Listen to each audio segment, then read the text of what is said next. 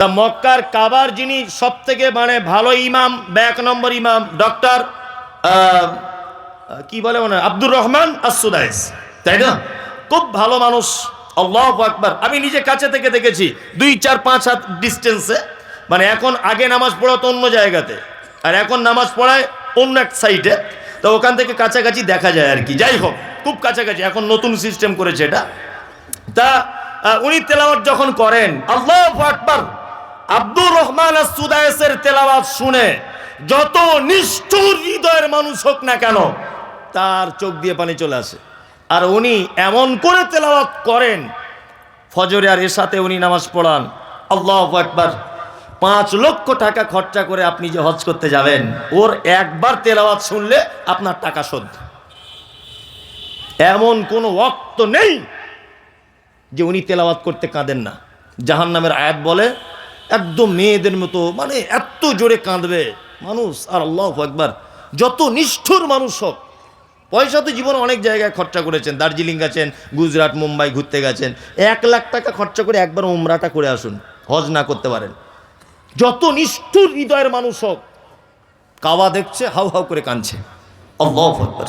কি Ethiopia, Tanzania, German, Japan, France, কি বললাম বুঝলেন, কালো লোক, লম্বা লোক, বেঠে, সবাই কাঁদছে। আমি নামাজে দাঁড়ালাম, দিনাজপুরের চাচা আমার দিকে ডান পাশে দাঁড়িয়ে আছে। ফজরের সময়তে আব্দুর রহমান আস-সুদাইস তিনি জাহান্নামের আয়াত তেলাওয়াত করছেন, সূরা ওয়াকিয়া তেলাওয়াত করতে করতে মেয়েদের মতো করে ডুকরিয়ে ডুকরিয়ে তিনি কাঁদছেন। 10 সেকেন্ড, 20 সেকেন্ড, কখনো কখনো 30 সেকেন্ড পর্যন্ত হবে। কোরআন তেলাওয়াত বন্ধ হয়ে যাচ্ছে, উনি কাঁদতে ব্যস্ত। সবাই কাঁদছে, আমিও কাঁদছি। আমি আলেম মানুষ, একটু আধটু আরবি বুঝি বলে আমার চোখ দিয়ে পানি চলে আসতে আমি ডুকরে ডুকরে কাঁদছি। আবার ডান দিকে বসে নামাজে দাঁড়িয়ে আছে চাচা, চাচাও যেন ডুকরে ডুকরে মেয়েদের মতো করে কাঁদছে। নামাজ শেষ হয়ে গেল, রুমে যখন আসছি চাচাকে ডেকে বলছি, চাচা সত্যি করে বলো, আমি না হয় আলেম মানুষ, কোরআনের একটু আধটু বুঝি বলে না হয় কাঁদতে পেরেছি, তুমি কেন কাঁদলে? চাচা বলছে, মমতাজুল তুমি আমার ছেলের বয়সের, তবে শোনো, আজকে 40 বছর যাবত আমি মসজিদে নামাজ পড়ি, কোনোদিন আমার হৃদয়ে গলেনি।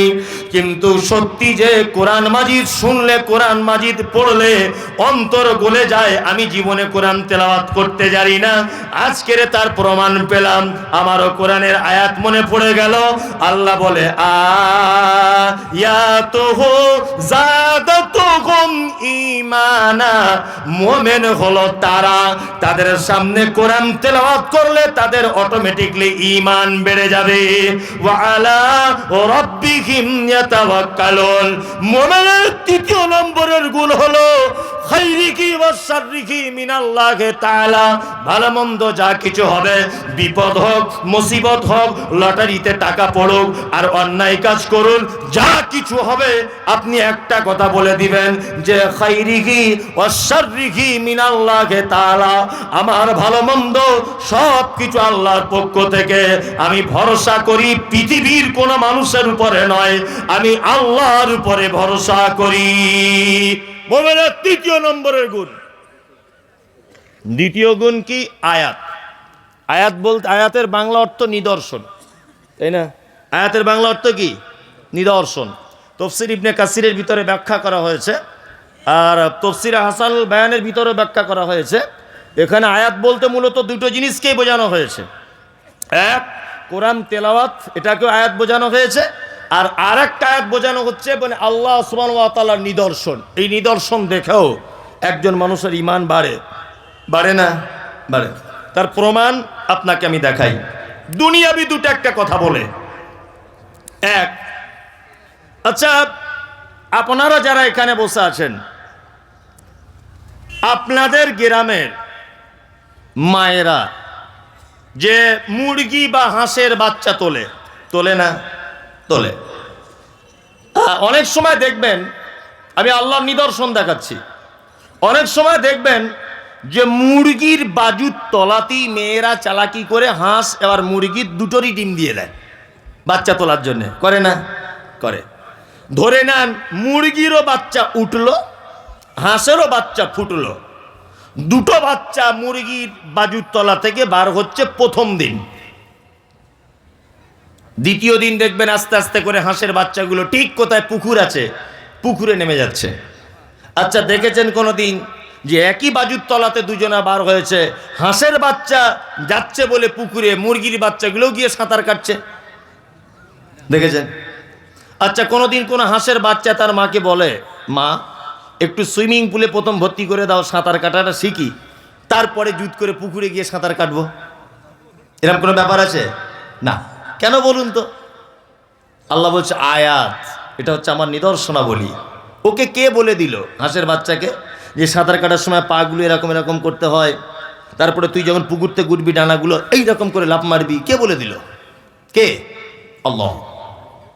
তাই না? আমরা সত্যি কোরআন না জানলে যে কিছুই জানা যায় না, তার একটা বাস্তবতাও আছে এর ভিতরে। কৃষক ভাই যারা আছেন, চাষবাস করেন মাঠে, বা মাঠে যাদের জমি নেই, শ্রমিকের কাজ করেন, লেবারের কাজ করেন, আপনারা দেখেছেন ঠিক যখন মানে সূর্য আস্তে আস্তে আস্তে যখন মানে ডুবে যায় আর কি, ঠিক এই মুহূর্তে দেখবেন মাঠে এক শ্রেণীর পাখি, তারা দেখবেন ডানা মেলতে মেলতে এরকম করতে করতে সারিবদ্ধভাবে যায় না? দেখবেন তাদের একটা দৃশ্য আপনাকে দেখাই, এইরকম করে 4-5 বার ডানা মেলে দেখবেন একবার এরকম করে দিচ্ছে ডানাটা, দিয়ে 2-3 মিনিট একভাবে চলছে, দুলছে, হেলছে। আছে না অনেক পাখি? আছে। আল্লাহ সুবহানাহু ওয়া তাআলা এই পাখিটার কথা কোরআন মাজিদে নোট করে দিয়েছেন।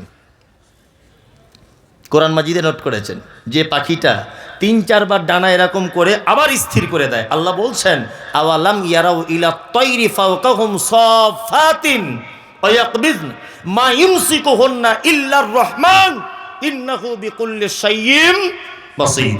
সূরা মুলকের ভিতরে আয়াত আছে, আল্লাহ তাআলা বলছেন যে তোমরা কি পক্ষীকুলের দিকে তাকিয়ে দেখো না, তারা যখন ডানা ঝাপটাতে ঝাপটাতে স্থির করে দেয়, পৃথিবীর কে আছে মহাশূন্যতে তাকে এইভাবে ভাসমান অবস্থায় রাখবে? আল্লাহ বলছে ইল্লার রহমান, শুধু আমি দয়ালু, আমার পক্ষে এটা সম্ভব, পৃথিবীর কারো পক্ষে এটা সম্ভব নয়। সম্ভব? আল্লাহ বলছে আয়াত, এগুলো আমার নিদর্শনাবলী, তোমরা এগুলো দেখবে আর একজন ইমানদার, তার ইমান বেড়ে যাবে। তাই না? সুন্দরবনে বেড়াতে গেলাম, এগুলো না বললে সাধারণ মানুষকে বোঝানো যাবে না। অনেক সময় বলে যে বক্তারা হাদিস কোরআন যা বলে তার থেকে বেশি এমনি কথা বলে। আরে এমনি কথা না বললে, আমি যদি এখন মাইকেল মধুসূদন দত্তর এখানে কথা বলি, তা একটা লোক এক কলম লেখাপড়া জানে না, তা ও মাইকেল মধুসূদন কে ও জানে? ওর কোনো কাজ হবে? আমি যদি শুধু এখন হাদিস বলি আর অনুবাদ করে করে যাই, ও হাদিসের কিছু বুঝে? তা ওর কোনো কাজ হবে? তার মানে যাতে ও বুঝতে পারে সেই রকম কিছু কথাবার্তা দিয়ে ওকে বোঝানো উচিত, এটা আমি মনে করি। সুন্দরবন বেড়াতে গেলাম, সুন্দরবনে 3 দিন থাকলাম লঞ্চের উপরে। আমরা একটা টিম গিয়েছিলাম, আমার বাড়ি থেকে যদিও কাছে, তা ঘুরলাম। অজস্র গাছ, যারা গেছেন তারা জানেন, গাছে ভর্তি। সুন্দরবন মানি হচ্ছে নদী আর গাছ, আর কিছু নেই।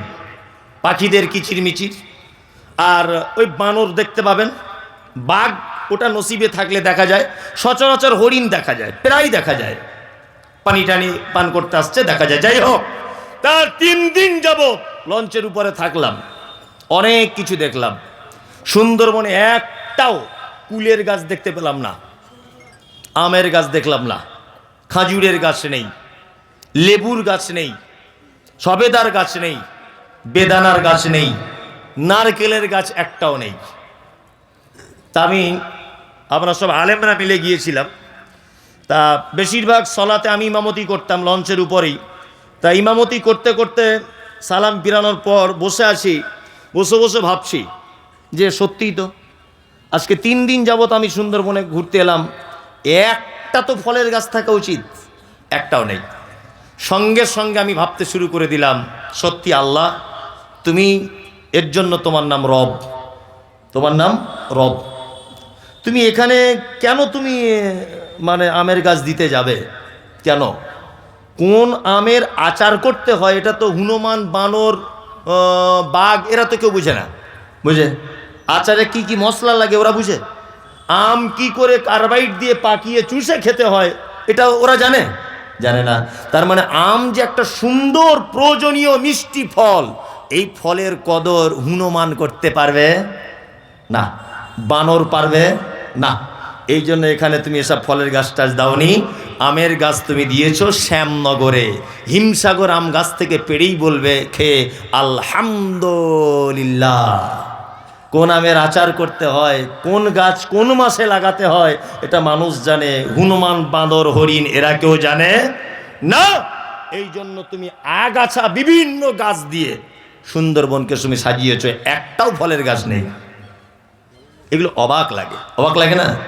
আল্লাহ বলে আয়াতুহুম যাদাতুহুম ঈমানা ওয়া আলা রাব্বিহিম ইয়াতাওয়াক্কালুন। মুমিনের গুণ দ্বিতীয় নম্বরে, তার সামনে যখন আমার আয়াত নিদর্শনাবলী বলা হয় তার ঈমান বেড়ে যায়। তার দ্বিতীয় গুণ হলো তার সমস্ত ব্যাপারে আমার উপরে ভরসা থাকবে।